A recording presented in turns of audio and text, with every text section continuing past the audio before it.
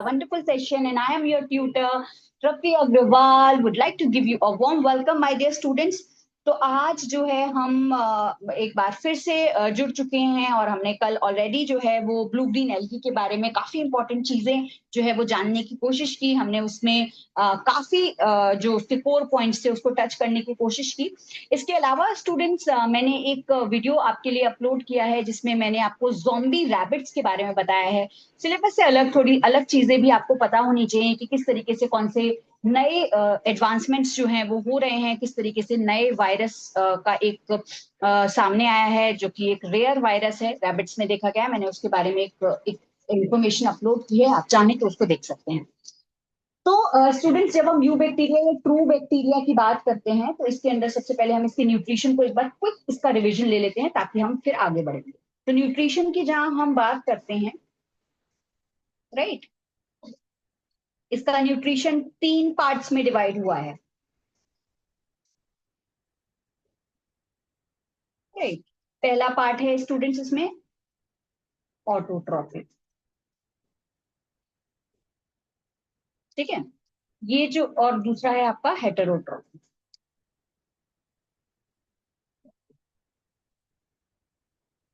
अब हम ऑटोट्रॉफिक की बात करते हैं तो ऑटोट्रॉफिक को स्टूडेंट्स स्वपोषी भी बोलते हैं और इसको बोला जाता है परपोषी। ये मेरे हिंदी लर्नर्स हैं वो भी इसके थ्रू समझ सकते हैं, राइट। तो जब हम ऑटोट्रॉपिक की बात करते हैं तो ऑटोट्रॉपिक में हम जानते हैं कि इसमें जो इनऑर्गेनिक सोर्स होता है वो उसका खुद का होता है, वो किसी के ऊपर कहीं भी डिपेंडेंट नहीं होता है, राइट। लेकिन जब हम हेटेरोट्रॉपिक की बात करते हैं तो हेटेरोट्रॉपिक के केस में ये कहीं ना कहीं डिपेंडेंट होता है, राइट।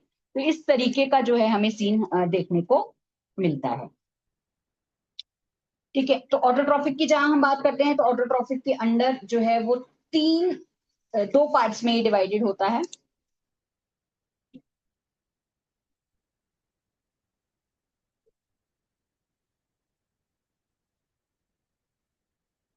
एक होते हैं फोटोसिंथेटिक ऑटोट्रॉफ्स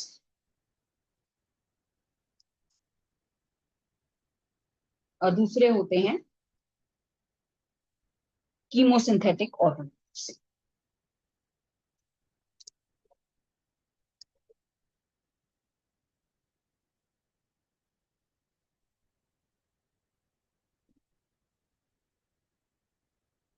ठीक है।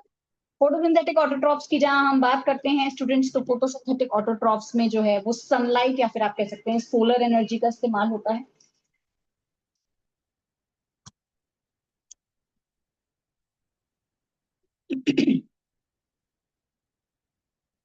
सोलर एनर्जी का यूज हो रहा है, राइट, या फिर आप कह सकते हो इसमें sunlight, right.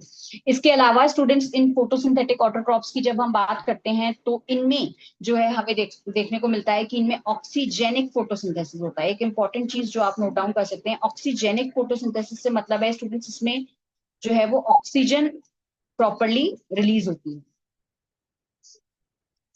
Oxygen is evolve. और ये हम किसके केस में देखते हैं, बीजीए के केस में देखते हैं या फिर हम कह सकते हैं ब्लू ग्रीन एल्गी साइनोबैक्टीरिया के केस में, राइट। नेक्स्ट है इसमें एन ऑक्सीजेनिक फोटोसिंथेसिस। जब हम एन ऑक्सीजेनिक फोटोसिंथेसिस की बात करते हैं स्टूडेंट्स तो इसके केस में हम H2S को लेते हैं, मतलब हाइड्रोजन सल्फाइड जो है वो इसमें एज एन सोर्स काम कर रहा है for the hydrogen donor basis. तो इसके केस में क्या होता है, H2S यानी इनऑर्गेनिक सल्फर जो है वो एक्ट करता है, राइट। और इसके अंदर जो आते इसमें जो है जब हम बात करते हैं तो इसमें ऑक्सीजन रिलीज नहीं होती है, इसी वजह से इसको क्या बोला जा रहा है, N oxygen, oxygen is not evolve.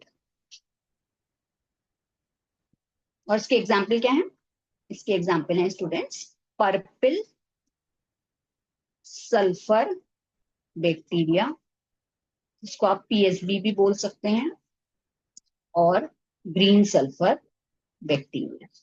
ठीक है, ये हो गए फोटोसिंथेटिक ऑटोट्रॉप्स की बात। इसके अलावा अब हम बात कर लेते हैं कीमोसिंथेटिक ऑटोट्रॉप्स की। कीमोसिंथेटिक ऑटोट्रॉप्स की जहां हम बात करते हैं स्टूडेंट्स, तो इनके अंदर जो है कुछ इनऑर्गेनिक सब्सटेंसेस जो है वो इन्वॉल्व होते हैं, और वो इनऑर्गेनिक सब्सटेंसेस कहीं ना कहीं वो केमिकल सब्सटेंसेस होते हैं, राइट। तो ये जो केमिकल सब्सटेंसेस हैं ये रिस्पॉन्सिबल होते हैं, बेसिकली केमिकल एनर्जी का यूटिलाइजेशन होता है, जो कि हमें इन इनऑर्गेनिक सब्सटेंसेस से मिलता है। तो इसमें क्या होती है, केमिकल एनर्जी यूज होती है। कैसी एनर्जी, केमिकल एनर्जी। और इस केमिकल एनर्जी में कुछ इनऑर्गेनिक सब्सटेंसेस जो है वो इन्वॉल्व होते हैं, जैसे कि इसके केस में नाइट्रेट्स, नाइट्राइट्स, राइट। इस तरीके से नाइट्रेट्स हैं, नाइट्राइट्स हैं, ये सब इन्वॉल्व होते हैं। अमोनिया इन्वॉल्व होती है, राइट। ये सब चीजें इन्वॉल्व होती हैं। इसमें आप कह सकते हो, इसका एग्जाम्पल के तौर पे अगर आप जानना चाहें तो इसमें आप लिख सकते हो नाइट्रोसोमोनास या फिर नाइट्रोबैक्टर। ठीक है, ये डिस्टिंक्शन हो गया इनके बीच में। अब हम बात कर लेते हैं हेट्रोट्रॉपिक की। तो हेट्रोट्रॉपिक के केस में हमने क्या क्या समझा था स्टूडेंट्स, आप बताइए मुझे। हेट्रोट्रॉपिक में हमने तीन चीजें जो है वो समझने की कोशिश की थी। इसमें हमने सेप्रोट्रॉपिक बैक्टीरिया को देखा था, जिसमें हमने डेड और डिकेड ऑर्गेनिजम्स को इन्वॉल्व किया था, डेड एंड डिकेड, राइट। और नेक्स्ट है पैरासिटिक, राइट। और इसके अलावा स्टूडेंट्स हमने अगर देखा था तो वो हमने एक सिम्बायोटिक बैक्टीरिया के बारे में भी जानने की कोशिश की थी, जो कि होता है आपका राइजोबियम, राइट। ये सारी हमने कोशिश की थी, जिसमें हमने राइजोबियम का एग्जाम्पल देखने की कोशिश की थी। ठीक है, ये एक तरीके का एक स्मॉल डिपिक्शन था इन सब के बारे में। अब हम जो इम्पोर्टेंट बात करने वाले हैं वो इनके इकोनॉमिक इंपॉर्टेंस से रिलेटेड है, आइए समझते हैं। तो जो ये यू बैक्टीरिया है, या आप कह सकते हैं ट्रू बैक्टीरिया है, बैक्टीरिया ओवरऑल जब हम बात करते हैं तो इनकी इकोनॉमिक इंपॉर्टेंस के बारे में हम जानने की कोशिश करें। इनकी जो इकोनॉमिक इंपॉर्टेंस है वो कहीं ना कहीं इनमें कुछ यूजफुल एक्टिविटीज भी होती हैं, कुछ हार्मफुल एक्टिविटीज भी होती हैं। तो जब बैक्टीरिया की इकोनॉमिक इंपॉर्टेंस को देखते हैं हम, तो इनमें कुछ यूजफुल एक्टिविटीज होती हैं और कुछ हार्मफुल एक्टिविटीज भी।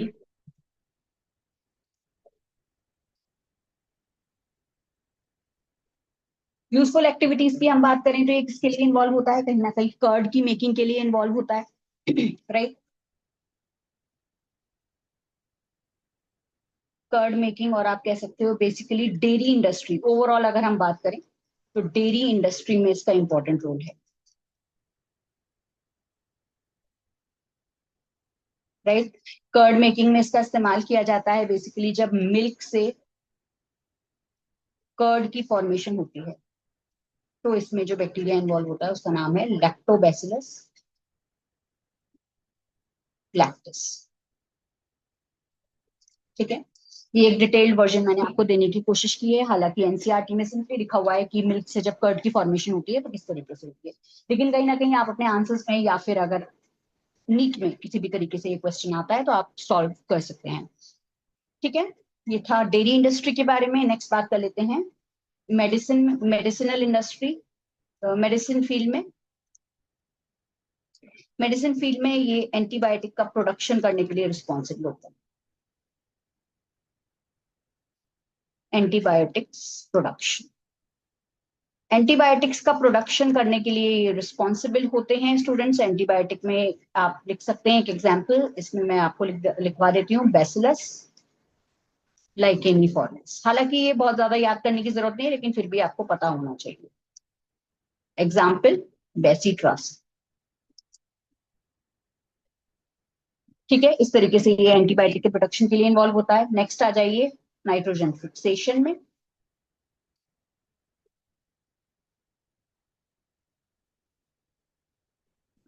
नाइट्रोजन फिक्सेशन के लिए भी ये बैक्टीरिया जो है वो रिस्पॉन्सिबल होते हैं। लेग्यूम प्लांट्स में नाइट्रोजन को फिक्स करने का काम जो है ये नाइट्रोजनस बैक्टीरिया जो है वो करते हैं। ठीक है, तो नाइट्रोजन फिक्सेशन के लिए आप एग्जाम्पल लिख सकते हैं नाइट्रोसोमोनास, अभी हमने एग्जाम्पल पढ़ा। ठीक है, नाइट्रोसोमोनास लिख सकते हैं। तो इस तरीके से ये उसकी यूजफुल एक्टिविटीज हैं। इस तरीके से जो बैक्टीरिया है वो ना केवल हार्मफुल होता है बल्कि यूजफुल भी होता है। अब हम इसके हार्म की बात कर लेते हैं। तो इसका हार्म जो है वो ना केवल हमें जो है वो ह्यूमन बींग्स में देखने को मिलता है बल्कि प्लांट्स या क्रॉप्स को भी हार्म करने की कोशिश करता है। ह्यूमन और प्लांट्स, या फिर आप कह सकते हो क्रॉप्स। ठीक है, तो इसी से रिलेटेड हम आगे बढ़ने की कोशिश करते हैं और जानेंगे कि किस तरीके से ये होता है।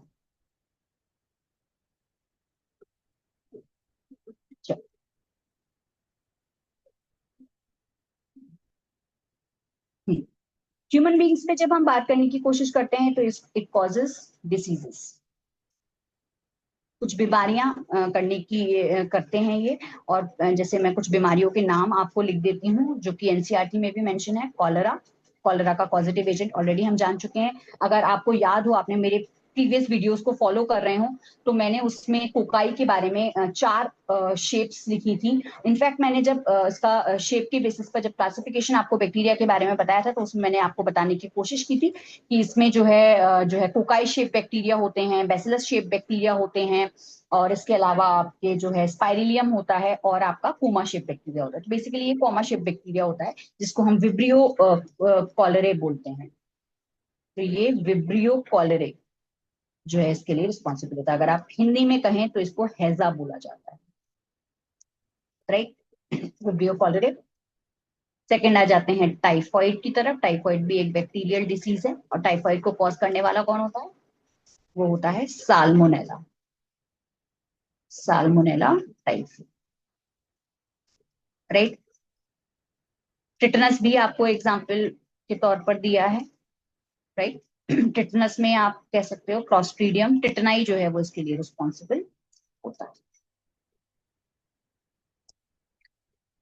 एक और एग्जाम्पल आप लिख सकते हैं, हालांकि एनसीईआरटी में नहीं है but still, tuberculosis, Mycobacterium tubercular.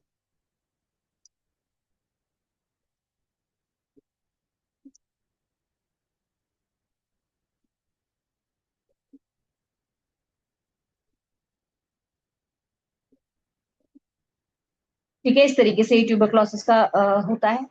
अब हम बात कर लेते हैं प्लांट्स की। Let's move to the next slide, ताकि मैं क्लियरली आपको बता सकूं। हार्मफुल इफेक्ट्स की हम बात कर रहे थे, ऑलरेडी हमने एनिमल्स का देख लिया था, मतलब ह्यूमन बींग्स का देख लिया था। प्लांट्स की बात कर लेते हैं, प्लांट्स या फिर आप कह सकते हो क्रॉप्स, राइट। तो इसमें आप पहले एग्जाम्पल लिख सकते हैं। इसमें जो एग्जाम्पल जो एनसीईआरटी में गिवन है, सबसे पहले हम उसी एग्जाम्पल से शुरुआत करते हैं, जो कि है आपका सिट्रस कैंकर। सिट्रस कैंकर की जो बीमारी होती है, वो जो सिट्रस फ्रूट्स होते हैं, जो खट्टे फ्रूट होते हैं, आप लिख सकते हो इसमें खट्टे जो फ्रूट्स होते हैं, specially to my Hindi learners,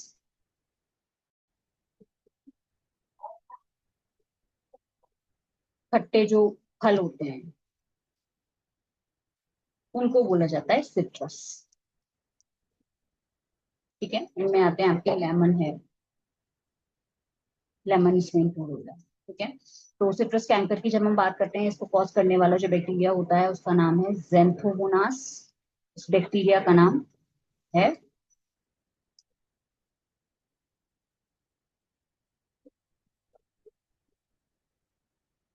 Xanthomonas citri. ठीक है, जेंथोमोनास सिट्राई इसको बोला जाता है। तो ये उसका एक एग्जाम्पल मैंने आपको कोट करने की कोशिश की। हालांकि आप इसमें और एग्जाम्पल भी लिख सकते हैं, जैसे कि अगर हम राइस की बात करें, धान की बात करें, तो राइस में भी एक मतलब डिसीज कॉज होती है जिसे हम बोलते हैं लीफ ब्लाइट ऑफ राइस। एक एग्जाम्पल मैं एक्स्ट्रा आपको लिखा देती हूँ, ताकि अगर एग्जाम में आए या कुछ भी आपको कोई सब्जेक्टिव आंसर्स कहीं कोट करने हो तो ये आपके लिए हेल्पफुल रहेंगे। ये इसमें आप लिख सकते हो जेंथोमोनास ओरिजे। कहीं भी ओरिजे वर्ड आ जा रहा है, वो कहीं ना कहीं जो है वो राइस से रिलेटेड होता है, जिस तरीके से जेंथोमोनास होता है। So that was a small piece of information regarding the economic importance of bacteria. हालांकि इसकी इकोनॉमिक इंपॉर्टेंस बहुत ज्यादा है, बट कहीं ना कहीं अगर हम एनसीईआरटी को ध्यान में लेके चलें तो इतनी ही इकोनॉमिक इंपॉर्टेंस जो है वो आपको हेल्पफुल रहेगी फॉर योर ग्रेड 11 और फॉर नीट। ठीक है। अगर आप चाहते हैं, अगर आप कमेंट में लिखेंगे तो मैं कोशिश करूंगी कि आपको इकोनॉमिक इंपॉर्टेंस का एक अलग से एक चार्ट दे दूं जिसमें सारी और जो इम्पोर्टेंट चीजें हैं। हालांकि मैं बैचलर्स डिग्री के लिए भी एक वीडियो अपलोड कर दूंगी जिसमें जो उनके लिए हेल्पफुल रहेगा। अब हम बात कर लेते हैं प्रू बैक्टीरिया की, या फिर अब बात करते हैं प्रू बैक्टीरिया की, इनके रिप्रोडक्शन की बात कर लेते हैं। इनका रिप्रोडक्शन का एक स्मॉल चार्ट मैं बताने की कोशिश करूंगी सबसे पहले कि किस तरीके से इनमें रिप्रोडक्शन होता है, फिर हम डायग्राम के थ्रू इसको समझने की कोशिश करेंगे।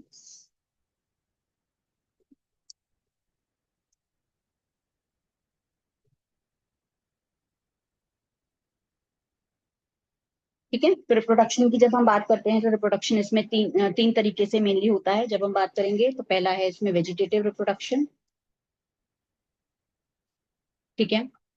सेकंड है इसमें जो है वो एसेक्सुअल रिप्रोडक्शन, एसेक्सुअल रिप्रोडक्शन। और थर्ड है इसमें जेनेटिक रिकॉम्बिनेशन। एक्चुअल इसमें गैमीट फॉर्मेशन वगैरह नहीं होता, तो इसको बोला जा रहा है जेनेटिक रिकॉम्बिनेशन। ठीक है। तो वेजिटेटिव रिप्रोडक्शन की जहां हम बात करते हैं, इसमें हम दो कैटेगरीज जो है वो पढ़ने वाले हैं। एक है इसमें बडिंग, और दूसरा जो है इसके केस में हम बाइनरी फिशन।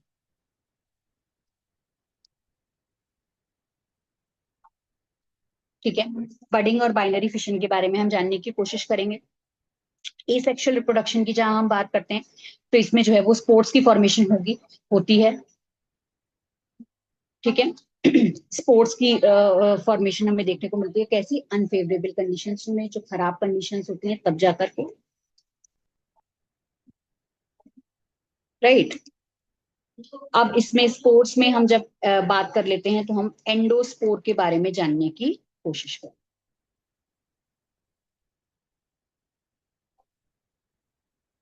ठीक है। एंडोस्पोर के बारे में मैं आपको बस डायग्राम के थ्रू एक शॉर्ट में बता दूंगी। देखिए, मेरा ये मानना है कि आपको थोड़ा एक आइडिया होना ही चाहिए। अगर आप केवल only sticking to syllabus and just reading only NCERT, कहीं ना कहीं अब आप देख रहे हैं कि चीजें काफी अनफोल्ड होती जा रही हैं और अच्छा चीजें, क्वेश्चंस जो है वो सामने आ रहे हैं। अभी जो 2025 का जो पेपर गया था, तो थोड़ा सा आपको आइडिया होना चाहिए, तो मैं उसी लेवल से पढ़ाने की कोशिश कर रही हूँ। जेनेटिक रिकॉम्बिनेशन की जहां बात कर लेते हैं तो इसमें होते हैं आपके ट्रांसफॉर्मेशन और कंजुगेशन।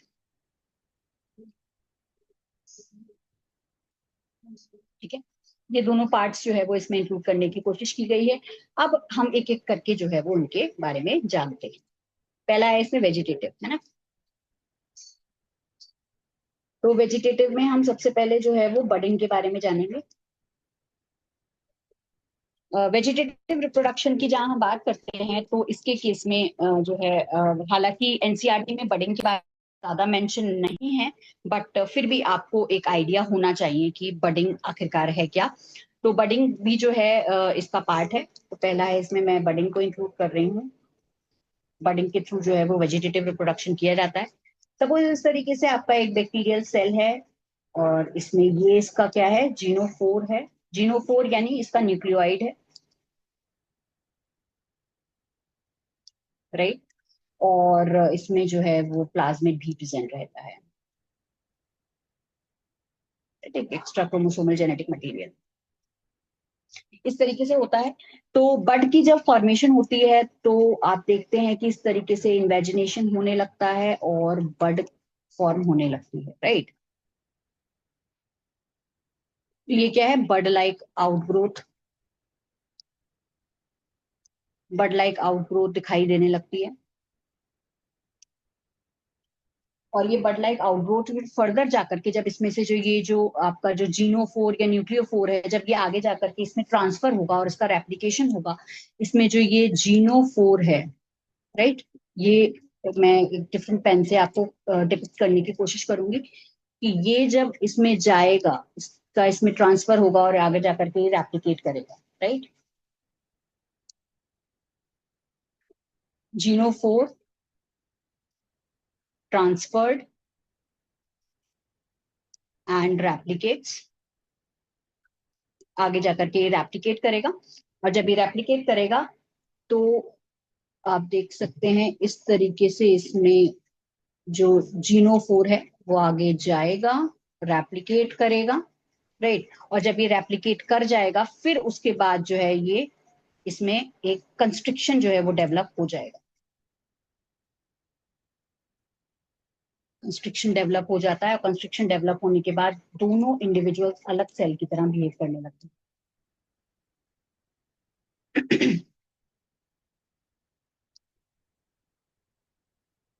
बट जो है वो सेपरेट हो जाएगी और एक न्यू बैक्टीरियल सेल की तरह पे एक्ट करेगी।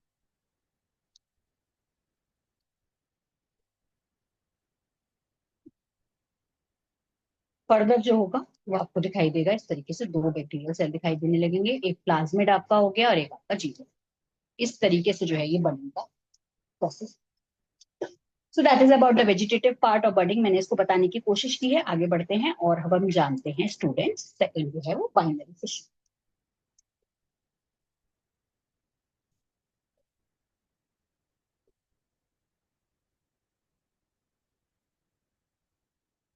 बाइनरी फिशन की जब हम बात करते हैं तो कहीं ना कहीं स्टूडेंट्स इसको जो है वो ए माइटोसिस से भी रिलेट किया जाता है,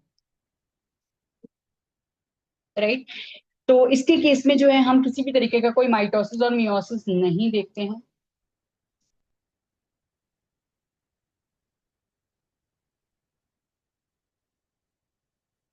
ठीक है। माइटोसिस और मियोसिस का प्रोसेस नहीं होता है इसके केस में। इसके केस में सिंपल अगर हम बात करें तो जो आपका जो सपोज ये बैक्टीरियल सेल है,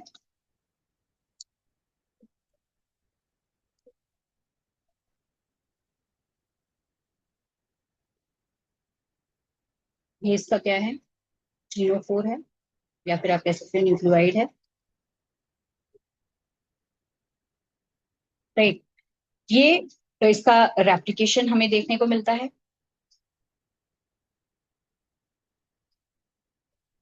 राइट। और फिर उसके बाद जो है इसके केस में हमें ये इस तरीके से एक कंस्ट्रक्शन देखने को मिलता है जो कि इन डिवाइडिंग बैक्टीरिया को अलग करने का काम करते हैं, ठीक है। एक कंस्ट्रक्शन देखने को मिलेगा डिवाइडिंग बैक्टीरिया में। हालांकि आप मेंशन कर सकते हैं, इसमें मैंने कोशिश नहीं की है बट स्टिल आपको पता होना चाहिए कि इसमें सेल वॉल और सेल मेम्ब्रेन दोनों प्रेजेंट होती है। सेल वॉल पेप्टाइडोग्लाइकेन की बनी होती है और सेल मेम्ब्रेन लाइपोप्रोटीन्स की बनी होती है। तो इस तरीके से जो है वो सेल मेम्ब्रेन और सेल वॉल प्रेजेंट हो। फर्दर जब ये डिवाइड हो जाते हैं तो इनमें जो है हमें दो बैक्टीरियल सेल मिल जाते हैं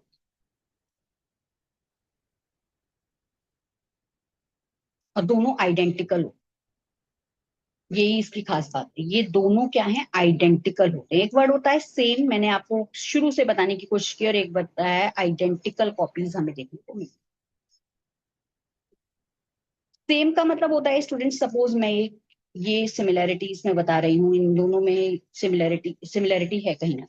लेकिन आइडेंटिकल का मतलब होता है वो मॉर्फोलॉजिकली और आप कह सकते हो कि हर तरीके से जो है उनमें सिमिलैरिटी आपको देखने को मिलती है। मॉर्फोलॉजिकली, जेनेटिकली, ओवरऑल जो है मतलब एक तरीके से बिल्कुल उसकी कार्बन कॉपी या डुप्लीकेट कॉपी जो है वो हमें बैक्टीरिया की, बैक्टीरियल सेल की मिल जाती है। किसके केस में, बाइनरी फिशन के केस में। तो इस तरीके से ये बाइनरी फिशन का प्रोसेस होता है। आगे बढ़ते हैं स्टूडेंट्स और अब हम जानने की कोशिश करते हैं ए सेक्सुअल रिप्रोडक्शन के बारे में। ए सेक्सुअल रिप्रोडक्शन जो होता है ये होता है अनफेवरेबल कंडीशन।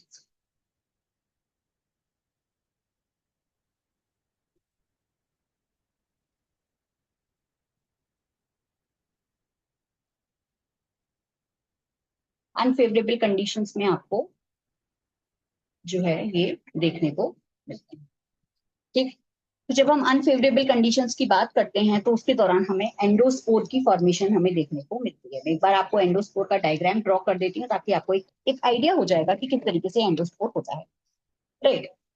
और ये एंडोस्पोर हम मोस्टली जो है वो किसके केस में देखते हैं, बैसिलस बैक्टीरिया में देखते हैं। इसका एग्जाम्पल आप नोट डाउन कर सकते हैं अपने पास, बैसिलस में हमें मोस्टली देखने को मिलता है।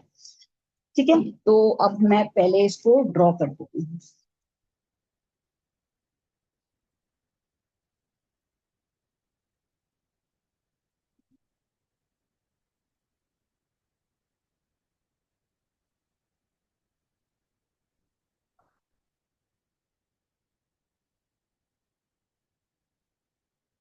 ठीक है, इस तरीके से होता है, इसको हम बोलते हैं एक्सोस्पोरियम बेसल लेयर।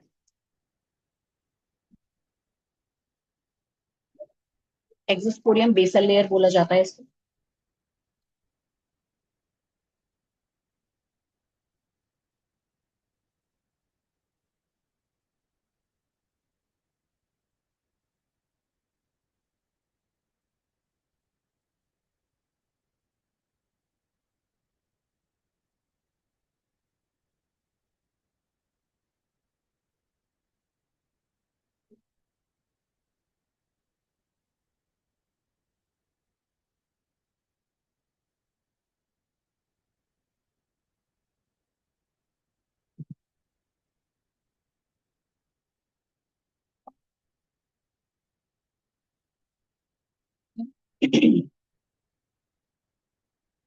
हम्म, तो अभी मैं और इसको आइनो की डायग्राम में इस तरीके से बनाना है और फिर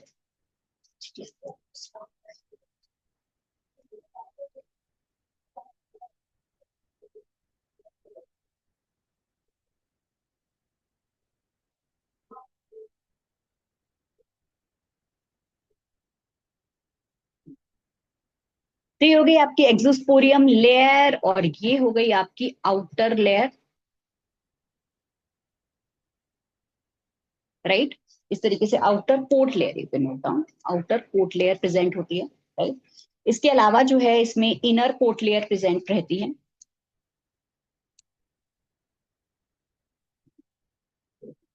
आप जेनेटिक मटेरियल के बारे में भी अभी हम डिस्कस करेंगे, इनर कोट लेयर। ठीक है, इसके अलावा एक इंपॉर्टेंट स्ट्रक्चर होता है जिसको मैं हाईलाइट भी करूंगी, जो कि कहीं ना कहीं इसको रेजिस्टेंट प्रोवाइड करने की कोशिश करता है स्टूडेंट्स। ये जो है आपका है ये part, that is this part, cortex. Right, तो जब हम इसकी एक्सोस्पोरियम की बात करते हैं तो ये लिपिड और प्रोटीन की बनी होती है, आउटर लेयर भी लिपिड और प्रोटीन की बनी होती है, इनर लेयर लिपिड प्रोटीन और सल्फर, मतलब इन सब की बनी हुई होती है। जबकि इसमें एक स्पेशल जो है एक एसिड प्रेजेंट होता है स्टूडेंट्स, जो कि है कैल्शियम डाइपिकोलिनेट। ये जो पर्टिकुलर एसिड है, या फिर हम इसे बोल सकते हैं डाइपिकोलिनिक एसिड। ठीक है, ये जो एसिड है यही इसको रेजिस्टेंट प्रोवाइड करने की कोशिश करता है, रेजिस्टेंट स्ट्रक्चर इसको बनाता है, ताकि अनफेवरेबल कंडीशंस में अपने आप को जो है वो ठीक तरीके से रख पाए, और जैसे ही फेवरेबल कंडीशंस आए तो ये अपनी प्रोटेक्टिव लेयर्स को रप्चर करके आगे जो है वो यंग बैक्टीरियम की फॉर्म में सामने आए। तो रेजिस्टेंट स्ट्रक्चर प्रोवाइड करने का काम कौन करता है, यही कैल्शियम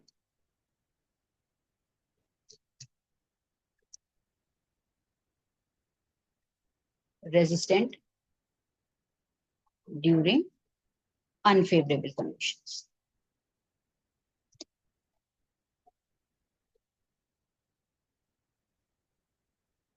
ठीक है स्टूडेंट्स, अब हम आगे बढ़ लेते हैं। तो ये था इसके बारे में, एंडोस्पोर के बारे में। ठीक है, अब ये एंडोस्पोर जो है इसकी जो सारी इंपॉर्टेंट चीजें हैं वो मैंने आपको बताने की कोशिश की। हाँ, इसके कोर साइटोप्लाज्म पे हम आ जाते हैं, तो इसमें जो है वो कोर साइटोप्लाज्म, इसके अंदर जो है वो जेनेटिक मटेरियल प्रेजेंट होता है, डीएनए जेनेटिक मटेरियल प्रेजेंट है। ठीक है, तो इस तरीके से जो है वो एंडोस्पोर का स्ट्रक्चर जो है वो होता है। और ये सारी चीजें हमें देखने को मिलती है। So that is about the asexual reproduction in endospore. तो that was a small piece of information. और जैसे ही फेवरेबल कंडीशंस आएंगी, ये सारे अपने प्रोटेक्टिव जो लेयर्स हैं उनको रप्चर कर देगा और आगे आ जाएगा, और आगे जाकर के यंग बैक्टीरियम के फॉर्म में सामने आएगा। आगे बढ़ जाते हैं स्टूडेंट्स। अब हम बात कर लेते हैं लास्ट पार्ट की, जो कि है हमारा जेनेटिक रिकॉम्बिनेशन। जेनेटिक रिकॉम्बिनेशन की जब हम बात करते हैं तो इसमें 3 पार्ट्स जो है वो इंक्लूड होते हैं।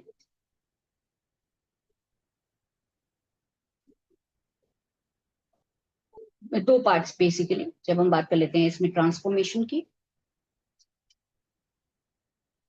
और कंजुगेशन की। तो मैं आपको एक शॉर्ट क्रिस्प इसके बारे में एक आइडिया दे देती हूँ, क्योंकि एनसीईआरटी में कहीं ना कहीं ये मेंशन है कि डीएनए का जो है वो ट्रांसफर होता है। तो जब हम ट्रांसफॉर्मेशन की बात करते हैं स्टूडेंट्स, तो ट्रांसफॉर्मेशन के केस में जो है वो इसमें जो एक्सपेरिमेंट किया था वो ग्रिफिथ ने किया था, उन साइंटिस्ट का नाम है, हालांकि बहुत ज्यादा मैं इसमें आपको नहीं बता रही। तो आप ये समझ सकते हैं कि एक काइंड ऑफ बैक्टीरिया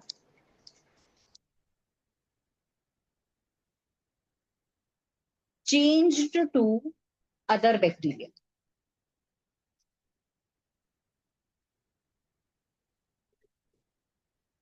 ठीक है। अब इसमें जो है हम किसका ट्रांसफर देखते हैं, बेसिकली डीएनए का ट्रांसफर देखते हैं। यही चीज ग्रिफिथ ने अपने एक्सपेरिमेंट में बताने की कोशिश की। हालांकि उन्होंने 2 स्ट्रेन्स दिए थे, इसको काफी डिटेल में समझा जा सकता है। उन्होंने 2 स्ट्रेन्स लेने की कोशिश की थी, लेकिन कहीं ना कहीं एनसीईआरटी स्टिक अगर हम रहें तो इतना आपके लिए सफिशियंट है, इतना आप समझ सकते हैं। और अगर उन्होंने 2 स्ट्रेन्स लेने की कोशिश की थी, मैं एक स्मॉल आइडिया आपको दे देती हूँ, जिसमें उन्होंने डिप्लोकोकस निमोनियाई को लिया था।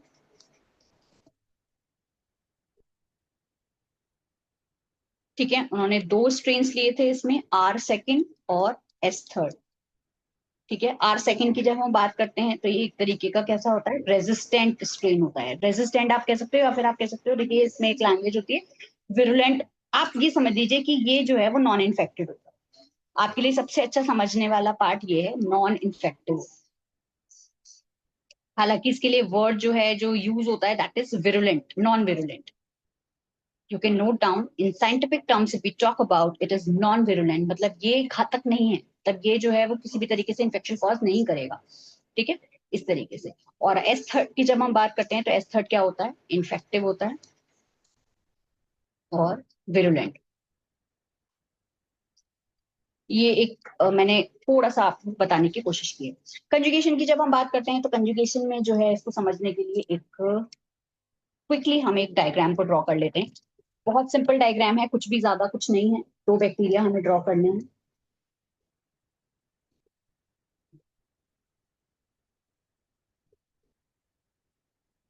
ठीक है, ये इसका जीनोफोर हो गया, ये इसका प्लाज्मिड हो गया, इस तरीके से ये जीनोफोर, ये प्लाज्मिड।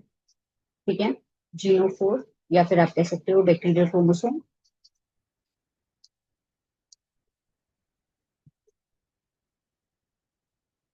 ठीक है, इसके अलावा इसमें एक इंपॉर्टेंट स्ट्रक्चर जो है वो प्रेजेंट होता है, जिसे हम बोलते हैं एफ फैक्टर। यही एफ फैक्टर जो है वो इसको इसमें कंजुगेशन के रूप, कंजुगेशन में जो है वो सामने आ रहा है।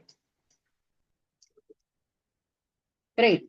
तो इस कंजुगेशन की हम बात करें तो इसमें एक एफ फैक्टर होता है, जो है एक्चुअली जो है रेसिपिएंट सेल। ये क्या है, एक तरीके से डोनर सेल है, क्योंकि इसमें एफ फैक्टर मौजूद है, डोनर सेल। और ये क्या होता है मेनली जब हम बात करें तो मेल होता है, एफ पॉजिटिव मेल। ठीक है, इसके अलावा जब हम इसकी बात करते हैं तो इनमें जो है वो एफ फैक्टर मौजूद नहीं होता है। मैं आपको जानकर इसमें रब करने की कोशिश कर रही हूँ ताकि आपको ये याद रहे।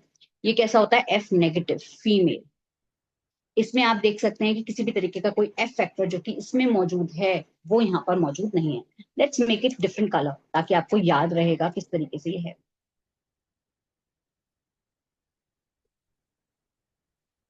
टेक रेड कलर, ताकि रेड कलर के थ्रू आपको याद रहे। ठीक है, इसमें आप देख सकते हैं कि किसी भी तरीके का एफ फैक्टर मौजूद नहीं है। तो अब इसमें क्या होता है, इसमें स्टूडेंट्स अगर आपको याद हो बैक्टीरियल सेल में, तो मैंने आपको एक स्ट्रक्चर को दिखाने की कोशिश की थी जिसका नाम था पिलाई। इसमें ये पिलाई जो है वो बहुत इंपॉर्टेंट रोल प्ले करती है। वो कैसे, जब आप देखते हैं कि 2 बैक्टीरियल सेल आपस में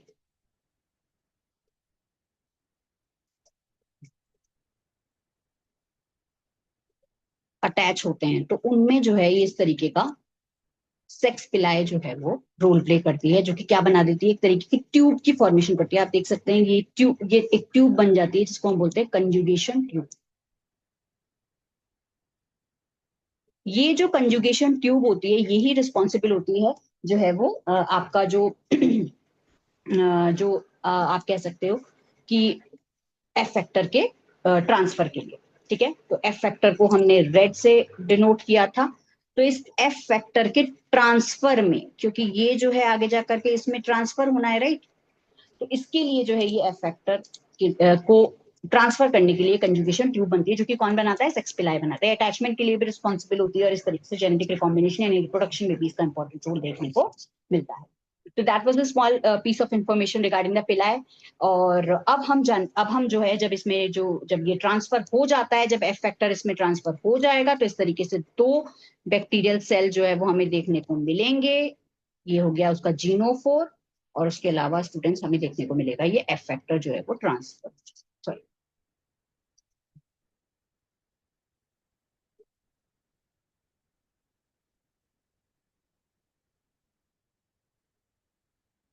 एफ फैक्टर ट्रांसफर हो जाएगा। वही हमें दूसरे केस में भी देखने को मिलेगा।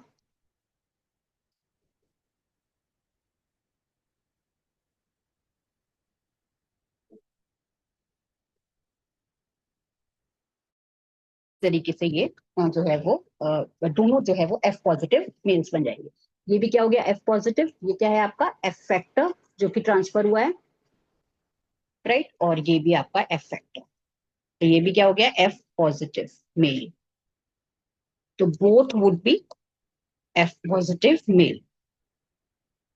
तो इस तरीके से जो है वो ट्रांसफर हमें देखने को मिलता है। हालांकि इसमें काफी डिटेल वर्जन भी है, एचएफआर के बारे में भी है, तो वो मैं इसमें इंक्लूड नहीं कर रही हूँ, लेकिन एटलीस्ट आपको एक इस डायग्राम के थ्रू एक आइडिया हो गया कि कैसे जो है वो ट्रांसफर हमें देखने को मिलता है।